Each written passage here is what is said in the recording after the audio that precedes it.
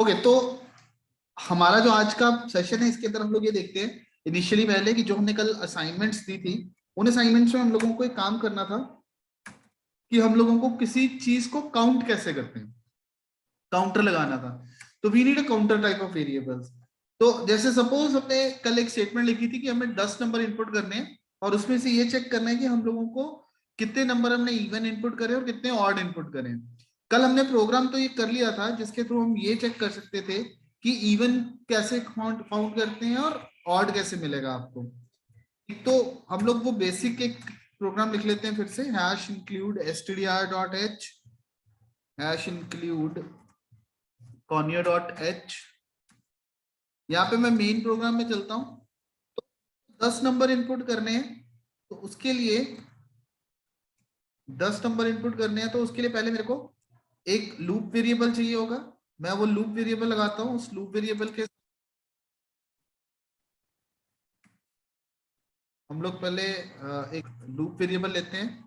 यहाँ पे variables create करते हैं हम लोग। एक इंटीजर टाइप का वेरिएबल लेता हूँ, l इज फॉर लूप, फिर है n इज फॉर नंबर, जो नंबर हमने इनपुट करना है। एक में वेरिएबल लेता हूँ e, जिसके अंदर मैं इवन का काउंटर लगाऊंगा और मैं ये मान के चल रहा हूँ कि अभी कोई भी इवन नंबर नहीं है, तो मैंने उसको इनिशियलाइज कर दिया 0।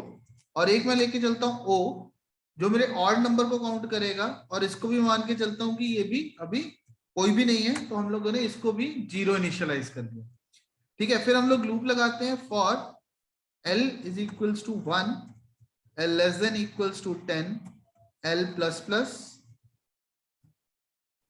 ठीक है, और इसके अंदर हम लोगों को 10 नंबर इनपुट करवाने हैं, तो उसके लिए मैं नंबर इनपुट करवाता हूँ printf slash n enter any number.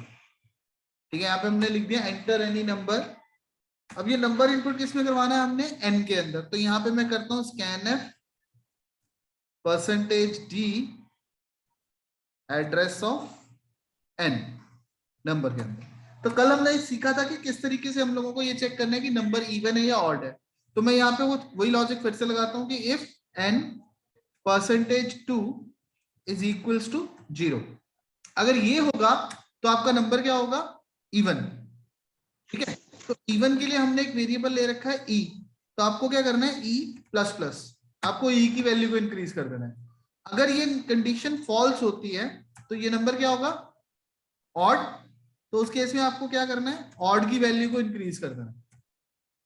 ठीक है, अब देखो अब हुआ क्या, हमने यहाँ पे नंबर इनपुट करा, से मैंने नंबर एंटर कर दिया 10, यहाँ पे नंबर एंटर कर दिया 10। यहाँ पे चेक करा उसने if n%2 is equal to 0, condition क्या हो गई, ट्रू। तो उसने किसकी वैल्यू इंक्रीज कर दी, e की। अब e की पहले वैल्यू कितनी थी, 0, अब कितनी हो गई, 1।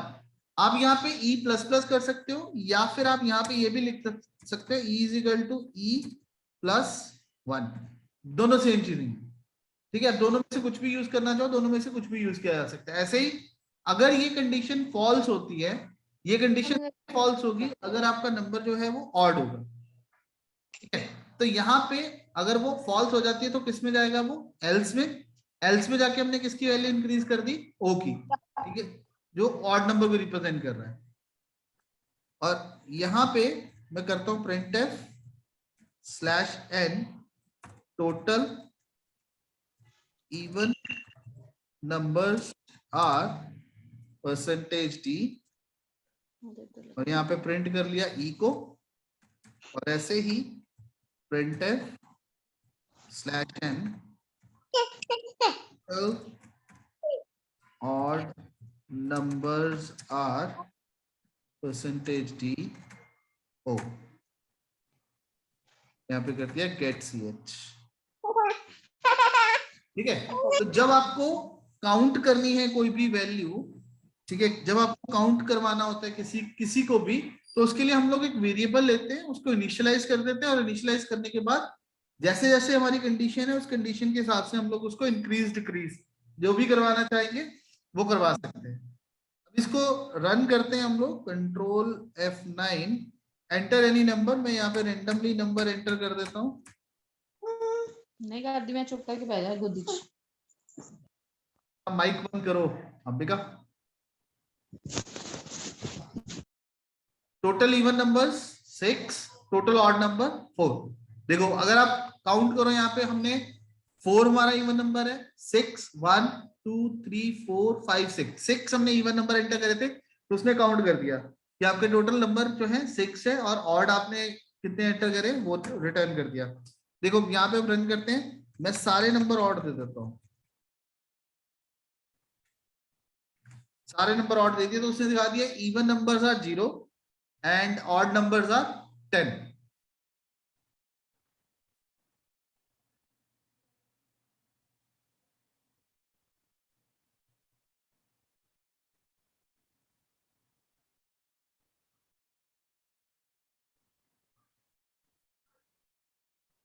ठीक है, तो इस तरीके से अब आपको जो भी काउंटर लगाना है आप इस तरीके से लगा सकते हैं। हमने ये करा था ना कि आपको नंबर इनपुट करने हैं और आपको ये चेक करना है कि आपके कितने नेगेटिव नंबर है कितने पॉजिटिव नंबर है।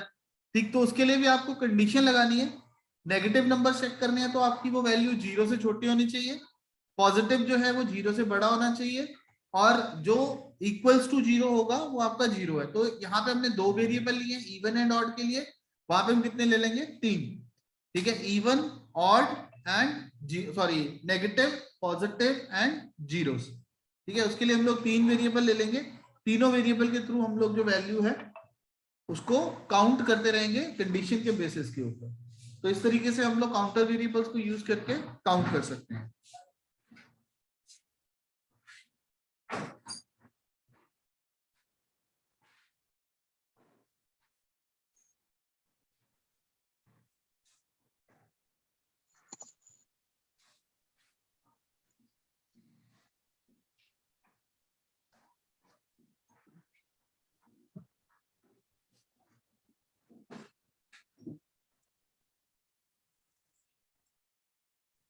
ओके, देखो नेक्स्ट अभी इस प्रोग्राम के बाद हमारे पास नेक्स्ट जो पार्ट है हमारा वो ये था कि हम लोगों को 10 नंबर इनपुट करने हैं और उन 10 नंबर्स में से हम लोगों को बिगेस्ट नंबर फाइंड करना है। ठीक है, अब ये तो नहीं पॉसिबल कि हम लोग 10 वेरिएबल लें और 10 वेरिएबल के साथ हम लोग कंपैरिजन करें। अगर हम लोग ऐसा करेंगे फिर वो बहुत लंबा चौड़ा चक्कर चला जाएगा, बहुत लंबी चौड़ी प्रोसेसिंग में चल जाएगा, जिसकी वजह से आपको बहुत सारी कंडीशंस जो हैं वो क्रिएट करनी पड़ेंगी। तो हम लोग क्या करते हैं,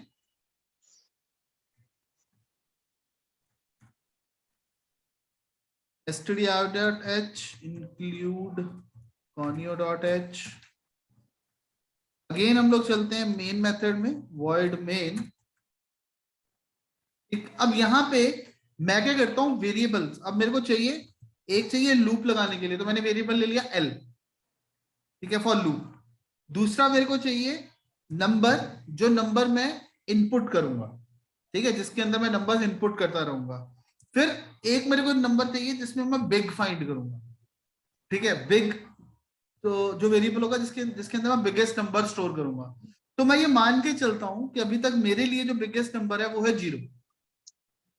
ठीक है, मेरे लिए जो अभी तक बिगेस्ट नंबर है वो है 0, क्योंकि मेरे को किसी ना किसी के साथ तो उसको कंपेयर करना होगा ना। ठीक है, तो ये मैं मान के चलता हूँ कि मेरे लिए अभी जो सबसे बड़ा नंबर है वो 0 है। ठीक, फिर हम क्या करते हैं यहाँ पे लूप लगाते हैं for L equals to 0, L less than 10, L plus plus. ठीक है, तो L is equal to 0, L less than 10, L plus plus. फिर यहाँ पे हम printf slash N enter any number, यहाँ पे कोई नंबर एंटर करवा दें। ठीक है, और वो नंबर इनपुट करने के लिए हमने क्या लिया हुआ है अपने पास, वेरिएबल एन, परसेंटेज डी, और इसको मैं एन में इनपुट करवा दूं। क्लियर? अब मेरे को क्या करना है, मैंने जो नया नंबर लिया वो एन में लिया है और मेरा सबसे बड़ा नंबर कौन सा है, बिग, जिसके अंदर मैंने क्या स्टोर कर रखा है 0।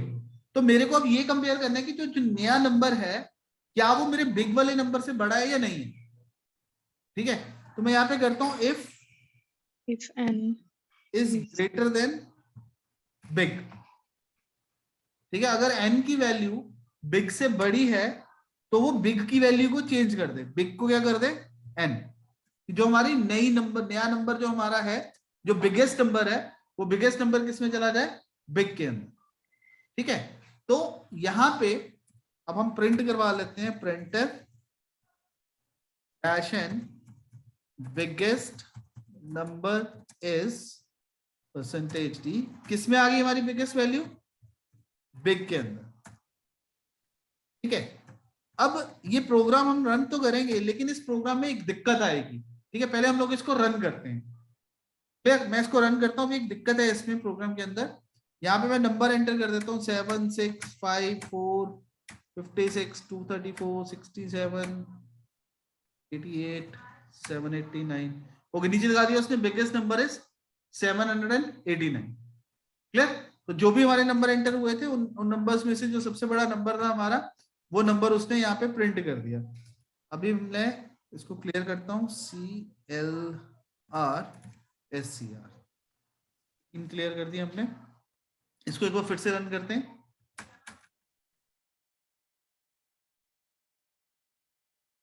ठीक है, द बिगेस्ट नंबर इज 7। ठीक है, जितने भी हमने नंबर एंटर करा उसमें से हमने सबसे बड़ा नंबर एंटर करा था 7, तो उसने आउटपुट में दिखा दिया आपको बिगेस्ट नंबर इज 7। अब दिक्कत क्या है इस प्रोग्राम के अंदर, गड़बड़ क्या है इस प्रोग्राम के अंदर? जब मैं इसको रन करूंगा और सारी की सारी वैल्यूज मैं नेगेटिव दे देता हूं,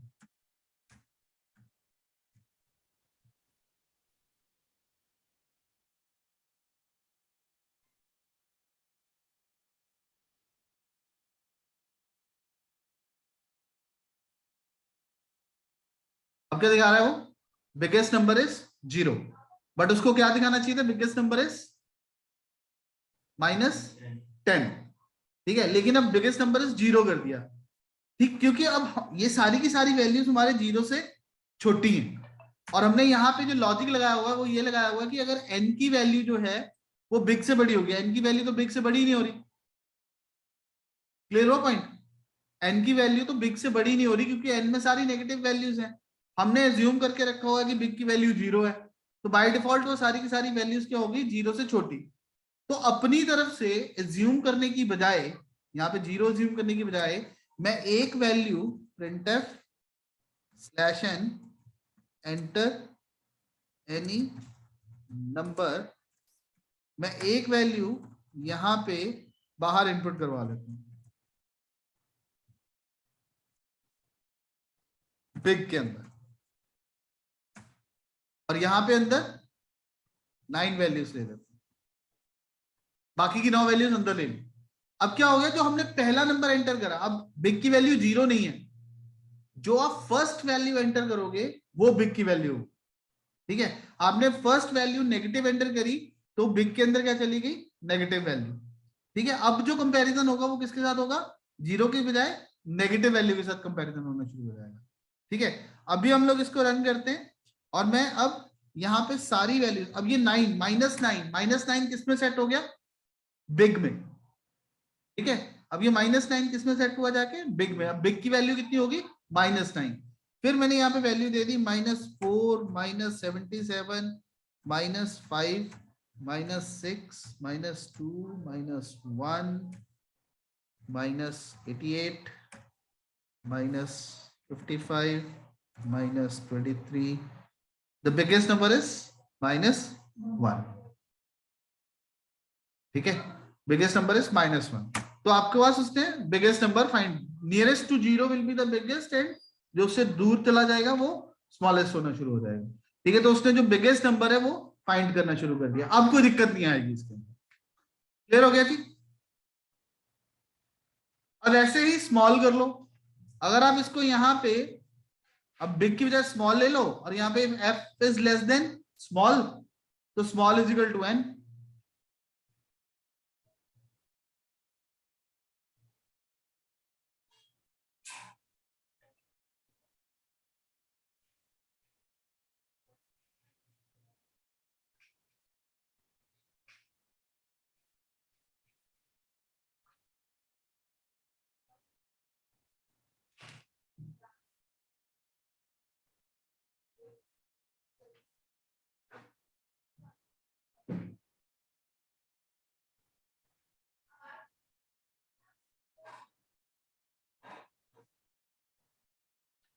ठीक है जी, तो ये हमारा बिगेस्ट नंबर था। इसके बिल्कुल ऑपोजिट हम लोग एक और, मतलब अगर आपको फाइंड आउट करना है तो आप एक वेरिएबल ले लो स्मॉल,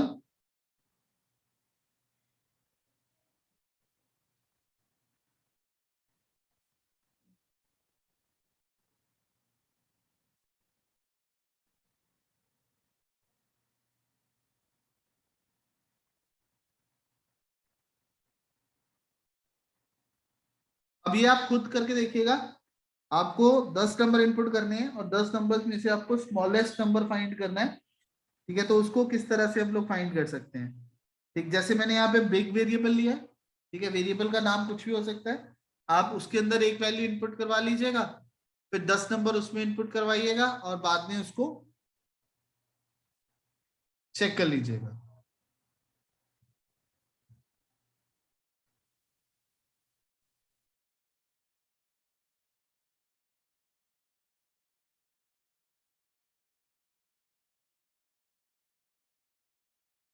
आप इसको नोट करना चाहते हैं तो आप इसको नोट कर लीजिए। कर रहे हैं। ओके।